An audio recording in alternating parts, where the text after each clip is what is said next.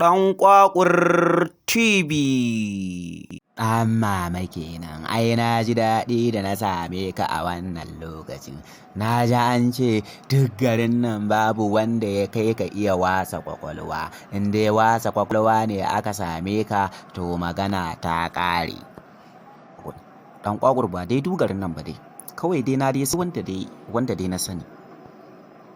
Yanzu ɗan mama so nake ka wasa mun ƙwaƙwalwa ta, ka gane?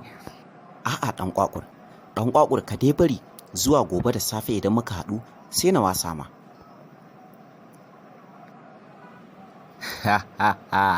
Sai ka ce ka ji tsoro na kawai, kana wasa kowa ƙwaƙwalwarsa amma ni ka ji tsoro na.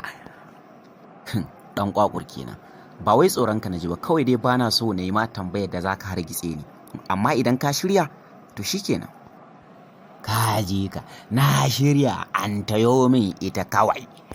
To ɗan Ƙwaƙur, wani yaro ne ya je wucewa sai ya ga riga a wani shago, sai ya tambaya rigan nan naira nawa, sai mai riga ya ce mishi wannan riga naira 100 ce. Sai yaron ya ce to shikenan bari ina zuwa. Sai ya je gida, da ya je gida sai ya ari naira 50 a gurin mamansa, sai ya ƙara koma gurin babansa ya ari naira 50. Idan ya haɗa 50 ɗin nan kaga naira 100 kenan. Sannan bugu da ƙari sai ya taho gurin mai riga, da ya zo gurin mai riga sai ya ce mishi ga naira 100. Sai mai riga ya ce kai, amma ne mamakin cika wannan alƙawari na haka, saboda wannan cika alƙawari da kai na rage ma kwandala 3. Da yaro ya taho gida yana zuwa sai ya baiwa babansa kwandala 1, ya ce gashi na rage ma kuɗinka saura 49. Sai ya baiwa mamansa kwandala 1, ya ce gashi na rage miki naira kwandala 1 kuɗinki saura naira 49. Ni ma ga kwandala 1 a gurina na riƙe. Ina jin ka, mu je mana.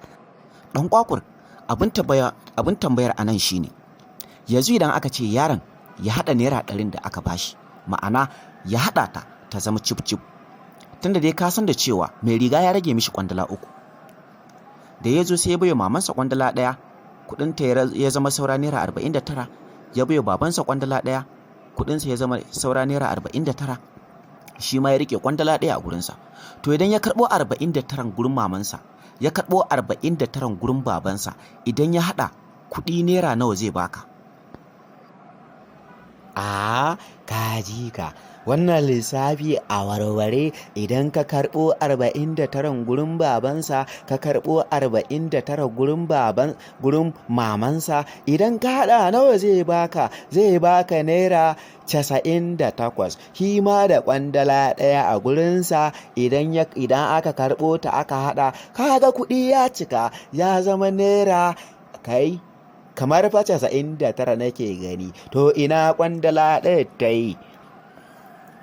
Ɗan Ƙwaƙur kenan, to na baka wannan assignment ɗin, ka je ka binciko min, kaga dai naira 100 ya ara, 50 gurin mamansa, 50 gurin babansa, kuma mai riga ya rage mishi kwandala 3, yaro ya rike kwandala 1 a gurinsa, ya bayo babansa kwandala 1, ya bayo mamansa kwandala 1.